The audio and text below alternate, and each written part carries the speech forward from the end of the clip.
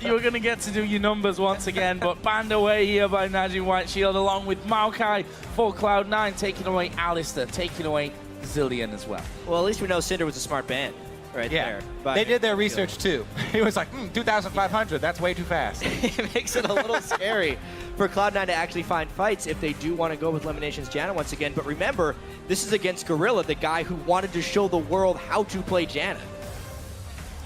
We'll see here, though, because, he's definitely not been sad about going onto that Thresh. I just wanted to point out that Cloud9 actually having both Zilean and Alistair banned against them in their previous 2 games. And today they say, well, we actually don't want to play them anyway, so we'll just ban them out. It's a big blue side ban there. And the final ban will actually be Lee Sin. No final ban there for Najin White Shield, which is an interesting. So, were they docked a ban? Not that I know of. We weren't notified that they were docked a ban on one of their bans. So, and you said earlier on that Zed was going to be a big one in this one, and that was left open, and Shield first pick it, similar to what we saw earlier with Dade. So interesting, we were just notified they for sure were not docked a ban. They passed on that on purpose. They ban out the Syndra, and they take the Zed. So the overlap they decide to take, they ban out the one that they don't have an overlap on, and we will see the pools of these mid laners being crucial in this matchup. Well, first off, I like the fact that Meteos was able to lock down Kha'Zix. I feel like Kha'Zix and Lee Sin are the 2 big junglers here at the World Championship. They get the only one left available. I'm also curious about whether Hai will break out Fizz. It's something he's put a fair amount of practice in. I've never really seen him have a great game on it, but a lot of people trained it to play against Zed. Well, if you're throwing out possibilities there for Hai, he's also played Kha'Zix in the mid lane. Oh, yeah. But you made a really good point, though. With Lee Sin already banned and Kha'Zix locked in, that's the jungler that they probably want to go with. Hai has not played mid lane Kha'Zix in a long time. So on the other side then for White Shield, picking up Rise here. We'll also get Gorilla on Thresh. We heard a bit before we even said it in the last game as well that we saw Shield in that, people have been talking about the Janna and the Nami from Gorilla, but his Thresh has been so good. Better than his Janna, because honestly, they're undefeated. He's made so many clutch hooks. He was one of the sole reasons they made it back in that first game of the day against Alliance, just finding hooks. And it's such a playmaking champion that top-level players can really excel on. The NLSS was just talking about it. So many of these really top-level supports making plays after plays with Thresh. He has so many options with his kit. So Cloud9 then, Lulu going to be locked in along with Nami. Tristana protection right here coming in. They've got double support, semi-supports already locked in. I wonder if they have Orion in the mid 2 lane. threats already, so they can actually put their defenses on whichever of these threats is actually under fire here. They don't have to. You don't always have to shove everything onto Trist in the end game here. You can also use all these shields to protect your Kha'Zix. Oh! Or Talon. That's the other thing. One thing about high Talon into Zed? I guess so. It's not that great of a mid lane matchup, but it's something that Hai has been training the crap out of. Pretty much all of his main mid laners outside of Syndra are all physical damage dealers, so they need to have that magic damage top lane. But into a Zed, yikes. All right, so we can definitely say this for sure, not just to protect the Trish combo, because they've got 2 other very high value threats here. This is a 3 squishy threat, 2 support system here from Cloud9. This combo takes a lot of precision to pull off. This is going to take a lot of very crisp communication and crisp team fighting from Cloud9 to pull this off. And are you going to then put forward the argument that Cloud9, if any team were to do that, are possibly that team? Yes. Especially from North America. I mean, good. I have to look at White Shield's composition as well. With the first pick Zed, it is a scary amount of pick composition, but they're super late game scaling. Yes, they have Ryze in the top lane, but Trist versus Corki, it does seem like they might actually get outscaled a bit. And so here's the thing. These 2 assassins that Cloud9 have picked actually work really well together, because Talon is actually sort of a team fight oriented assassin. He's not like Zed, who's definitely thrives on that split pushing. Talon actually can have a huge impact on team fights because he does so much AoE. So if he jumps in, does his AoE burst, Kha'Zix can clean up. They've got Tristana firing from the back for late game insurance. So many options here from Cloud9. Let's get into it, though. Well, remember, we'll be checking in on how you guys are voting during the game, so continue to tweet at LOL Esports and use the hashtag NWS win or C9 win for who you think will prevail. But for now, we are going to get into game. It's Najin White Shield versus Cloud9. Basically, the game right now to seal who's going to be sat at the top of the group. I also got a last little bit of information about White Shield's missed ban. We have translators actually listening into their champion select as well, and apparently they were discussing the ban, couldn't decide on one, so just left it. Hey, sometimes no decision is better than a bad decision. But with bans, you know, they didn't want to ban their own champion. That's one thing. There's a lot of power bans that get traded back and forth. Do you ban Ryze? Do you ban Zed? They end up getting both of them, and those have been bans in the past.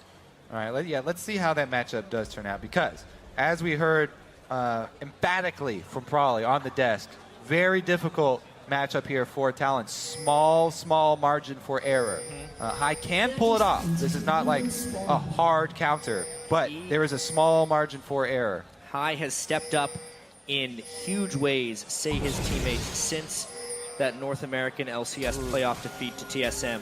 They do get scouted by a nice ward there, so White Shield will have an early game edge here in that regard. Spotted them coming back out of the jungle though, so White Shield know that they're actually safe in there. We'll see if that actually influences where Watch will be starting. We also see Zephyr and Gorilla starting fairly well pushed up this lane. This could be interesting if Cloud9 decide to face check in. So he's standing here to see if there will be that blue invade, to see if there is that swap up top and late side blue invade. Najin White Shield. Looks like they're actually going to try and start here for a watch. I wonder if they saw that ward go down. I don't think so.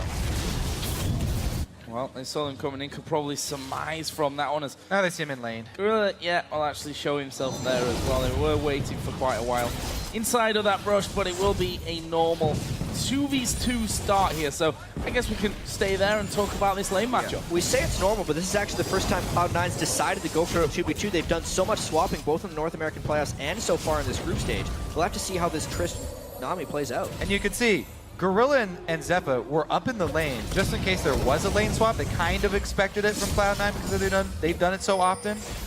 They were ready to pool those minions and get them to focus to push the minion wave back. And that's also maybe why the rest of the members were sitting up by that blue. But Cloud9 this time around, not going for the lane swap. Nami does help out Trist a lot in the lane phase, but early shove here and an early hook. And that's going to be good here for White Shield. Sneaky losing half of his health bar instantly as White Shield hit level 2. There is Cloud9 getting themselves up to level 2 as well. Meteos may be called in, and Watch is actually already down on this bottom side. It would be an incredibly dangerous and also out of character gank for Meteos if he actually tries to gank this lane early on. I think he's just going to try and get a bit of vision control and go back to farming. That's generally what he likes to do, is just let the other jungler try his first gank, and when his laners dodge the gank, he then has an edge on the enemy jungler. So far, High is giving as good as he gets in this lane. Now, he has started with the Crystalline Flash, so he doesn't run He can use his abilities to trade more effectively. He tries to get minions in with the harass when he throws out his rake, or tries to get harass in with his minions when he throws it out. 2 for 1. Currently very even as well is that lane. One lane that's not quite as even at this point though is that top lane.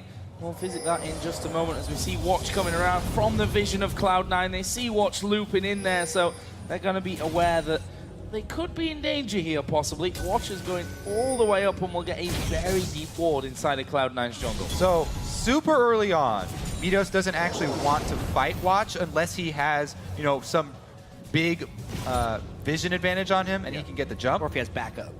So later on, he'll be fine and he can outscale.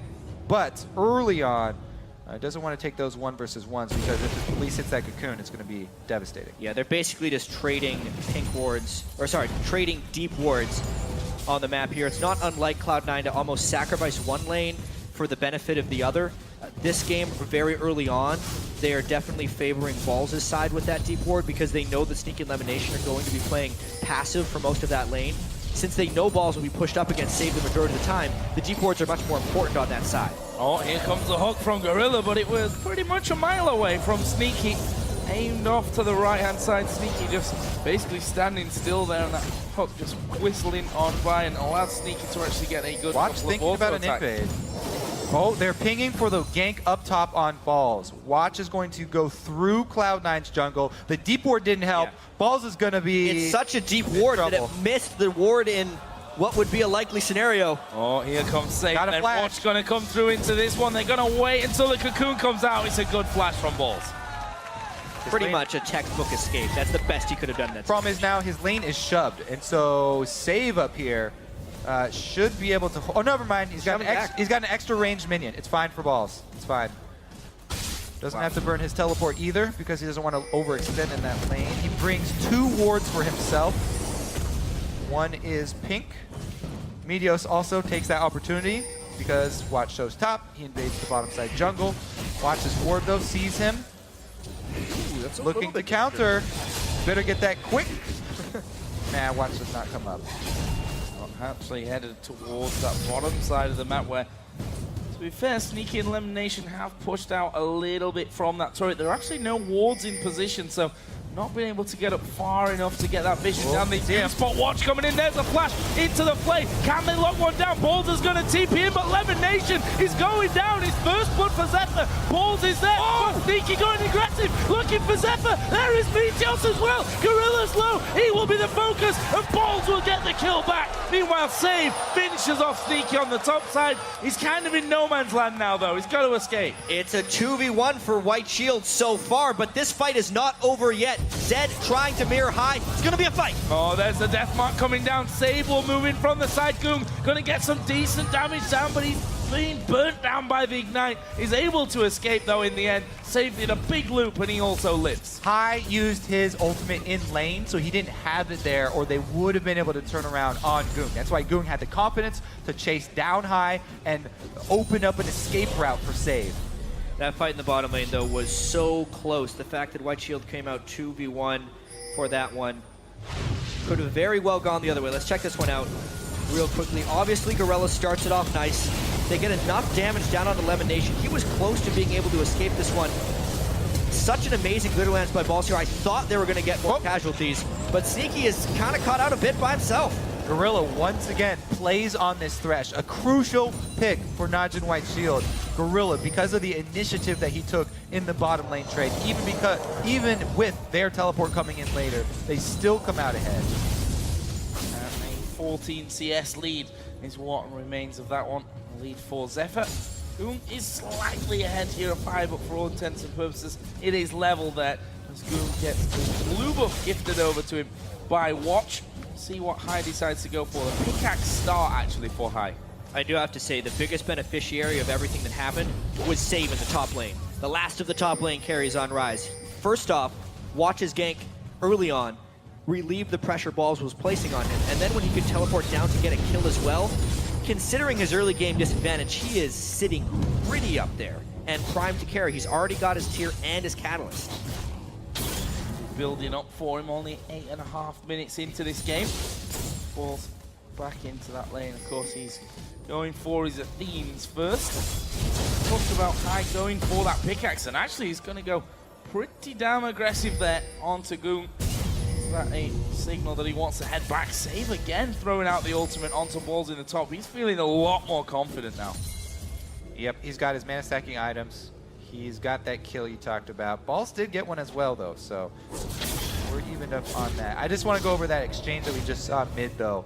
High actually spamming his ultimate here in lane. As we said before, he used it in lane before the last exchange for lane control. He gets a lot of damage down on the Zed, but also clears the minion wave very quickly every time he uses his ultimate as well, shoving in Zed. And with the blue buff, it's on a remarkably low cooldown, only 62 seconds, so basically a minute, and you can see he almost has it back up. And it's something we even saw Goom using when he was on Talon against Faker. Oh, Save actually has no flash here after that last encounter down in the bottom lane.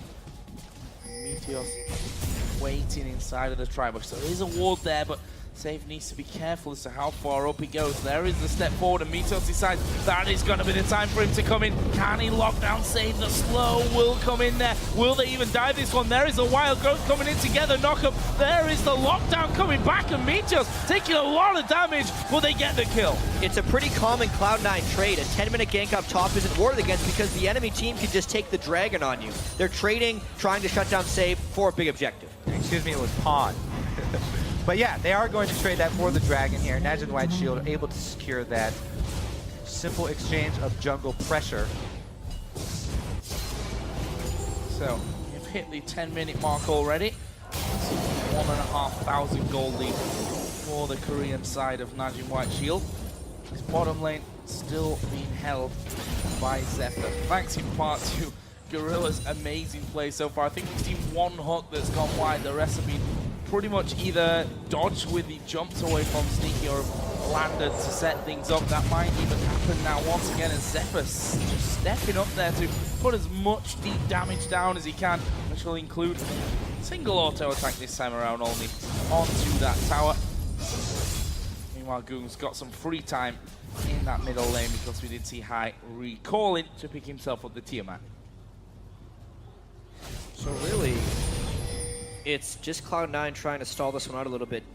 If we're going into a Najin White Shield versus Cloud9 game, we can't expect fireworks. The way these teams have actually been able to win games has been through fairly slow, methodical manner. At the moment, though, the lanes are going in White Shield's favor, which is much different than their alliance matchup. It will be explosive though. With the comp that, ooh, Cloud9 are running. Goong's gonna go in there, but Hai being invisible dodges most of the damage to come out, but Goong says, no, I think I'm done in this one. I am running back away. The Ignite was put down by Hai.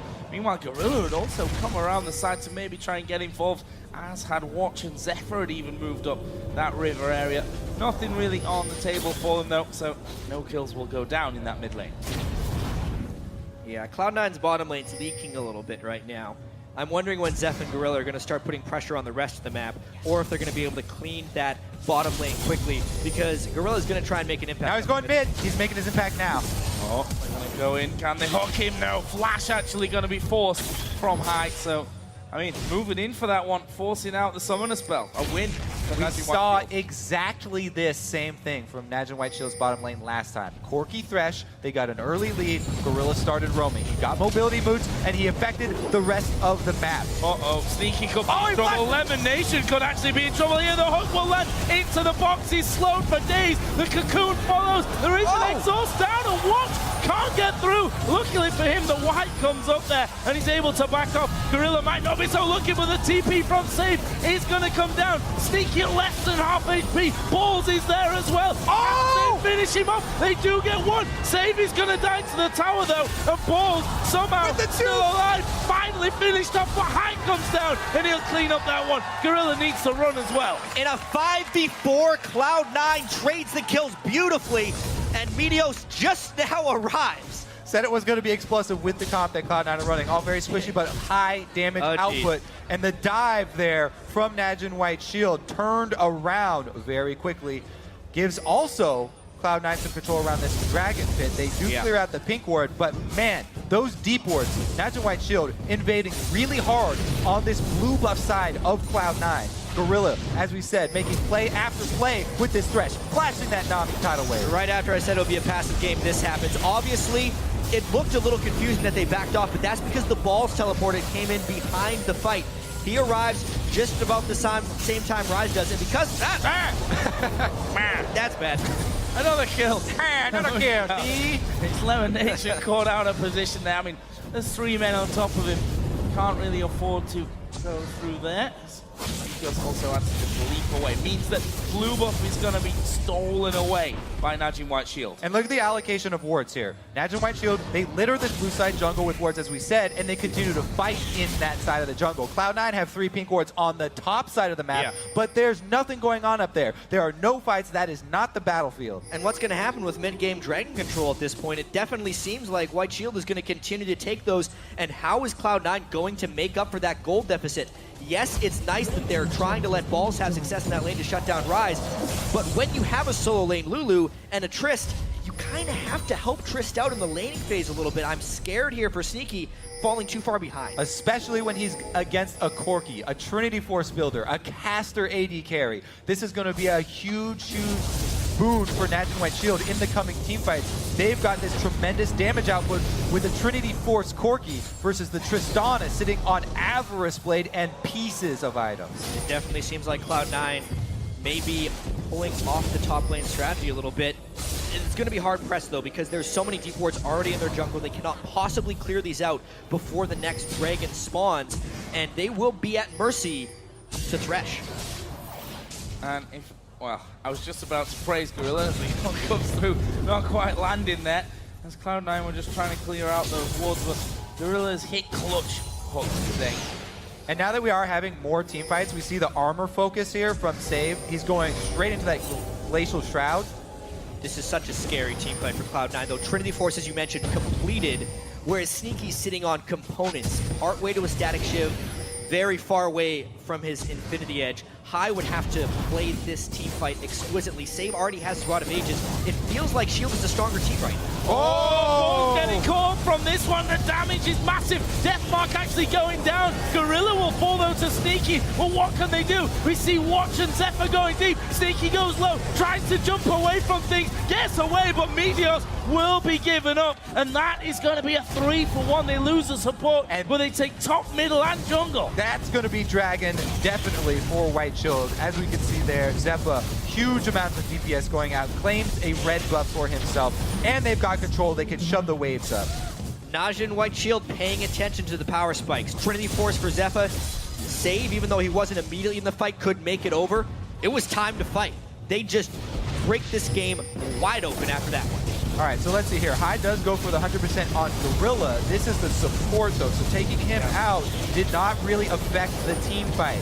They did draw out his exhaust, but after High uses everything to take down Thresh support, there's so much damage left here from Najin White Shield, they take over. No. Najin White Shield, after that Alliance game, obviously said, guys, let's not do that one again. Let's not do it the hard way. Sat 8-5 up in kills, but it's the gold that's the real big difference in this one. And White Shield gonna go for a hook. Just a little bit wide on that one once again. White Shield definitely picked a much stronger mid-game this time around, and they're going to try and close the deal, which is something Alliance could not do. Sneaky was also harassed down at the very beginning of that fight. Didn't get to add much to it. Let's see about this top lane focus, though. Meteos sitting on that pink ward. That was a short jump. Everybody's moaning, but it's the unevolved wings. Yeah, he did clip the end of that little round there. Oh!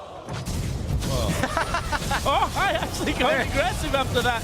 Being lured into it. Actually has to flash though. Where's the least gonna come down? Right on top of him. Watch gets the execute, but here comes the TP. Paul's gonna join in the fight. Watch is low. What can Pauls do? He has to use his own wild growth on himself, and he's gonna fall. Goog, meanwhile, in between the remaining three, will drop off, but Save keeps going. There is Corki joining in. They get the tower, but Najin are low.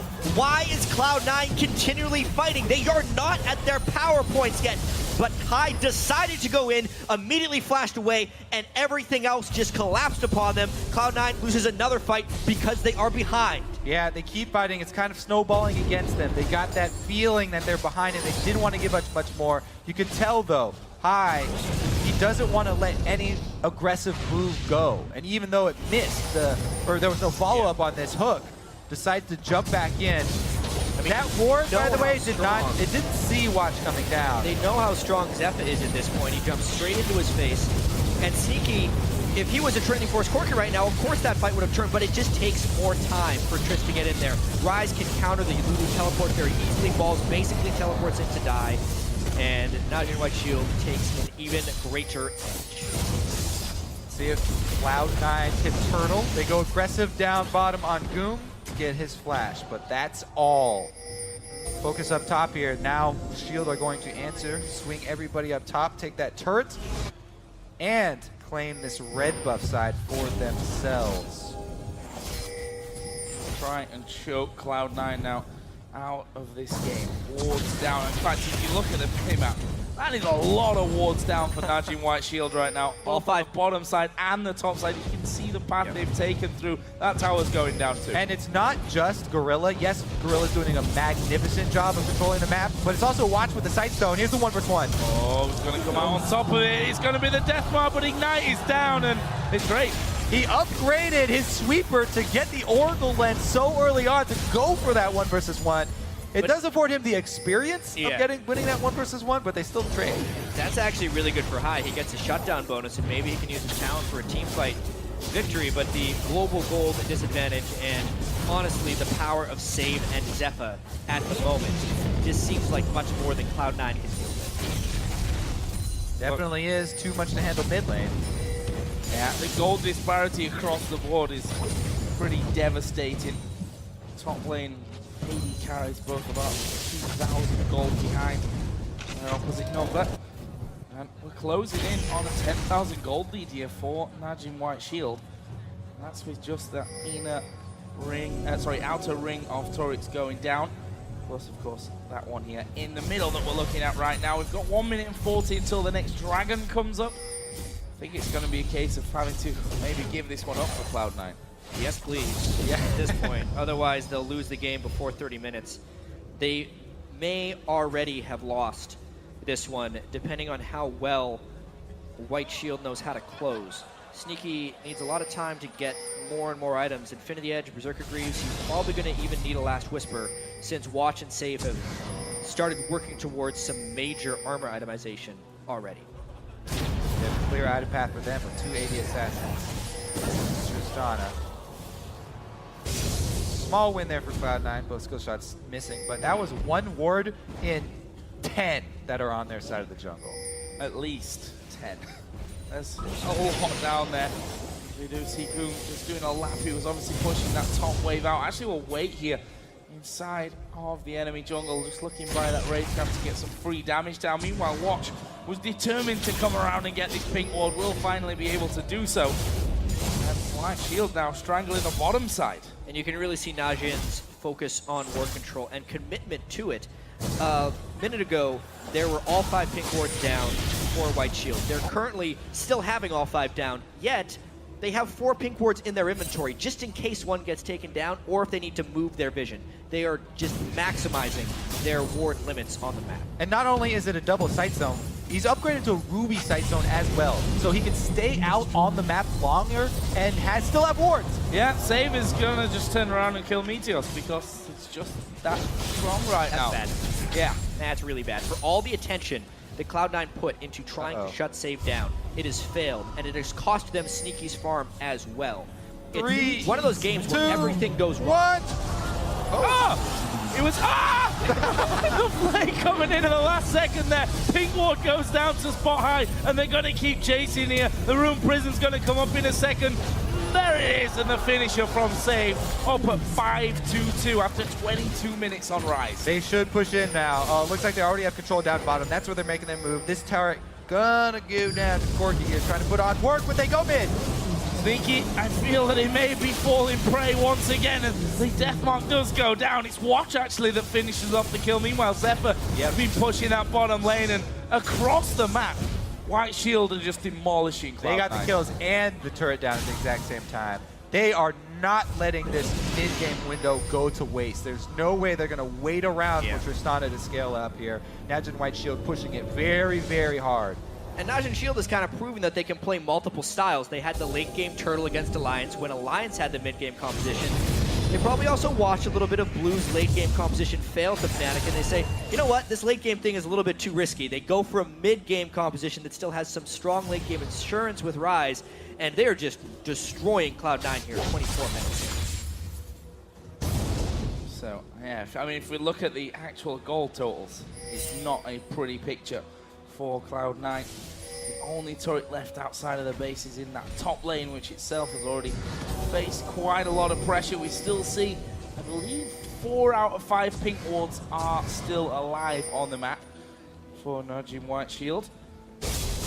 continuing that vision dominance, making it so hard for Cloud9 to actually walk away. The pink ward is down. High is going to get the support from Balls here, but Save just going to blow him to pieces. Sneaky comes in, actually blows him back into the lane. Slow comes down. TP, no, can't get away from the Wild Growth. Turns back to do the damage onto Balls, and Cloud9 gang up for the single all kill. 5 of them. But And the it's gonna entire take their base base. is being pushed, yeah. That is just a bit of an overcommit there by Cloud9. They had a mission to kill Save. Mission However, accomplished. I guess. that goal not working out. No. Oh dear. They lose the middle inhibitor turret. They're going to lose the top inhibitor turret. One of the inhibitors may go down here as well, and maybe even worse if Gorilla can land a hook. Goong in the meantime still hammering away. Sneaky is pushing the bottom lane. Going to get an inner tower for that one, but there is Goong going on to elimination. Where's the splat?